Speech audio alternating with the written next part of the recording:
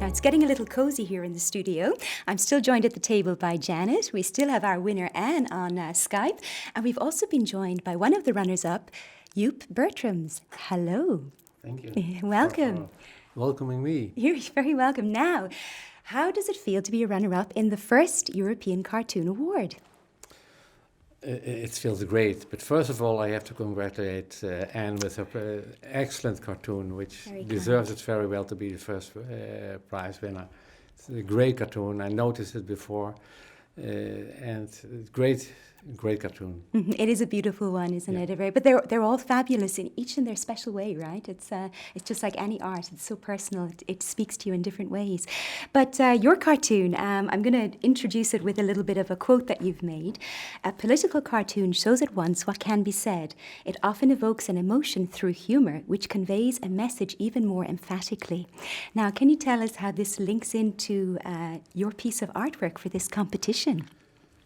For this Vatican cartoon, I think as we can show it, look at it now, it could also be a very Catholic mouth mask, but it isn't. It was a cartoon that I made for the Episcopal Summit in the Vatican, where the sexual abuse of priests in the Catholic Church were discussed after a long time. Should have been happened longer before, but nevertheless, it happened.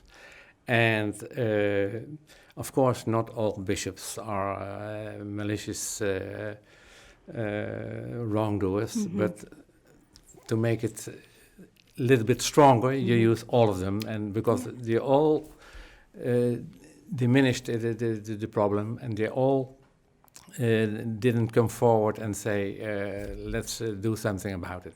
Yeah. So you can use them all. It was a shocking cartoon. Wasn't it? It was in your face, the use of the colour, the use of the position of the men and so on. And for me, it was very, very much said, I take a position on this.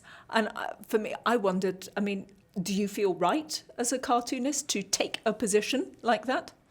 I think I should do so. I'm especially I was born in the neighborhood here of Maastricht in Roermond, where most of them are Catholics, and I was a servant in the Catholic Church as well.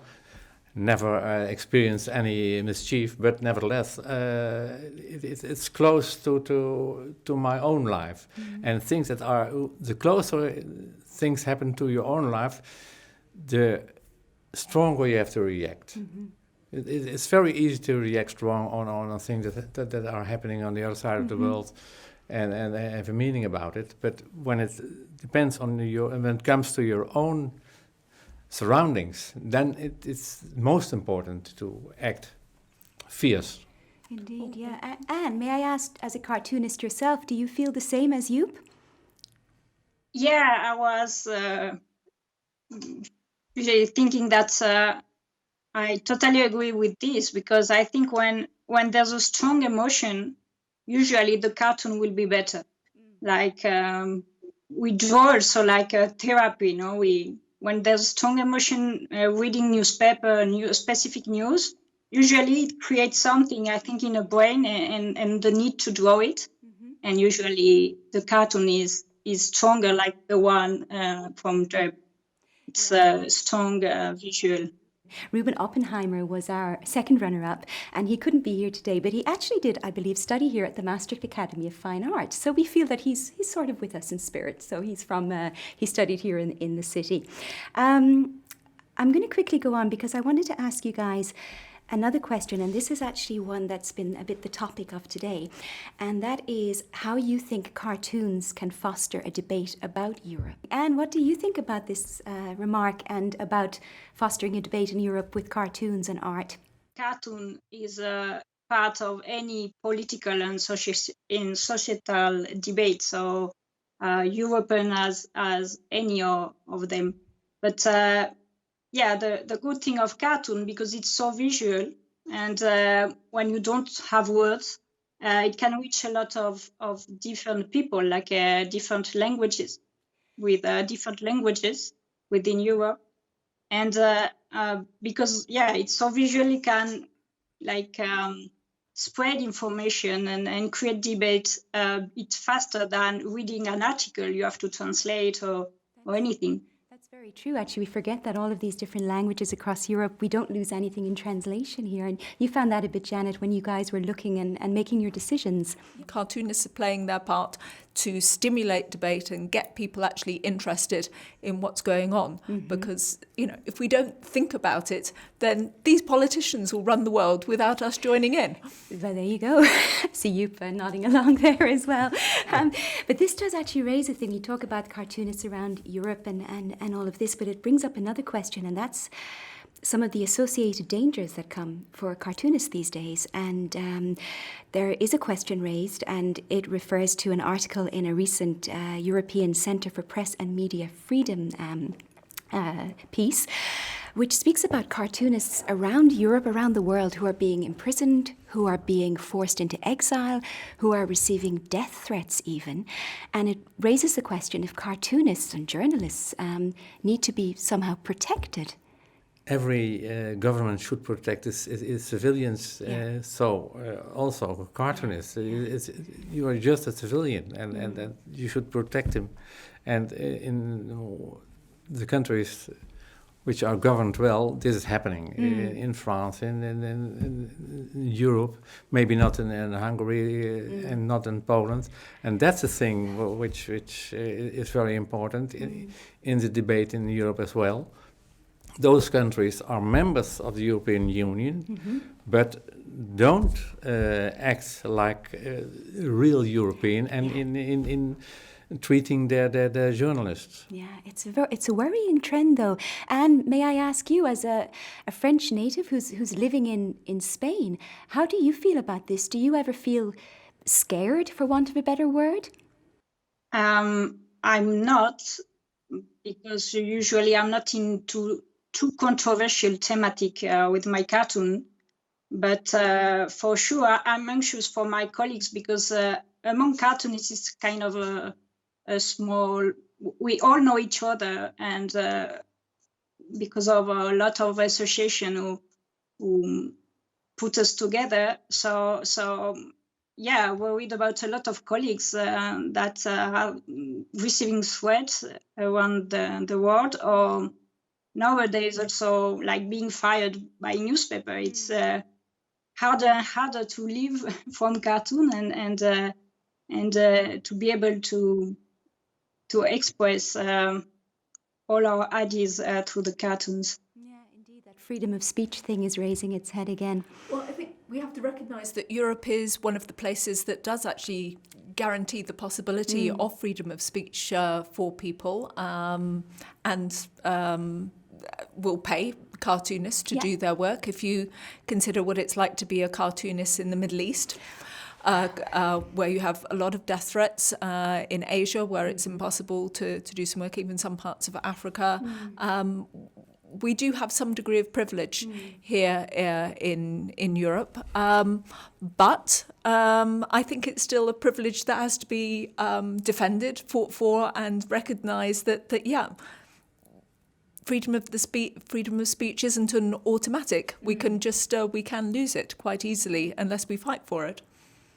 Absolutely, and this is probably why awards like this are such a good idea. They keep it in the forefront.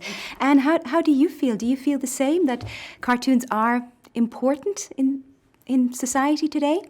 People take less and less the time to read the news. It's one sentence, and a cartoon, because it's so visual, maybe gives the opportunity to create debate for people who not really takes the time to read the news deeply. So it can help about that, but it's not enough. I mean, I really hope all the cartoons might create the envy to the need to these people to read more about specific subjects and to get informed.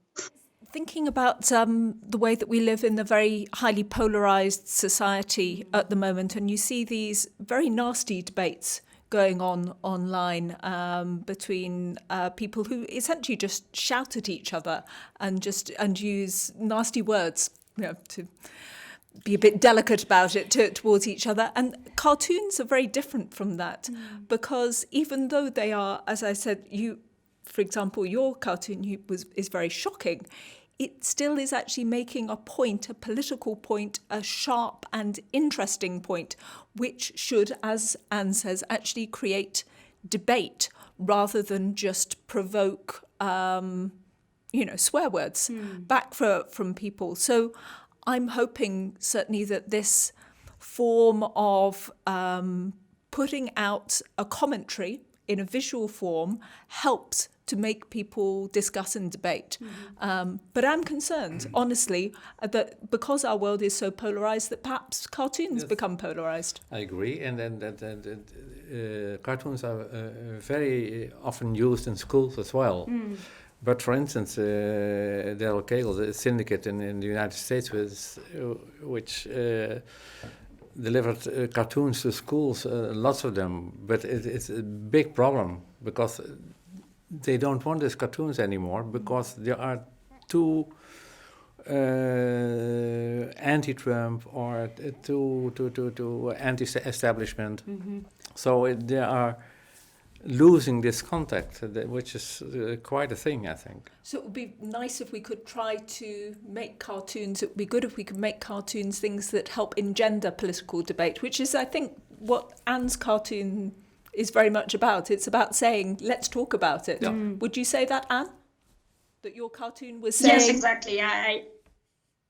The same observation about a more and more polarized society. And for me, a good cartoonist is someone who's making a cartoon not to give his idea, but to create a debate, to make people think about something. So yeah, it's easy to me. Oh, Trump is a stupid man and just draw about this. But yeah, we need cartoons who make us think about why so many people vote for someone, or just to understand the society in a wider way. They carry a lot of power, right? These cartoons.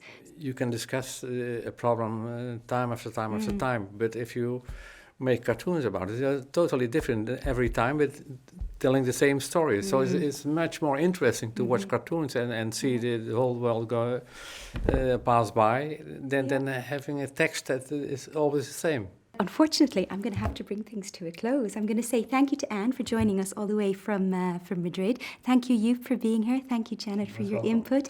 And thank you guys for joining us and for being here with us in Maastricht at this special ceremony for the first European Cartoon Awards. Please do come and visit the exhibition in Maastricht. For more information, you can check out maastrichteurope.nl. So in the meantime, take care, stay safe, and see you at the 2021 European Cartoon Awards.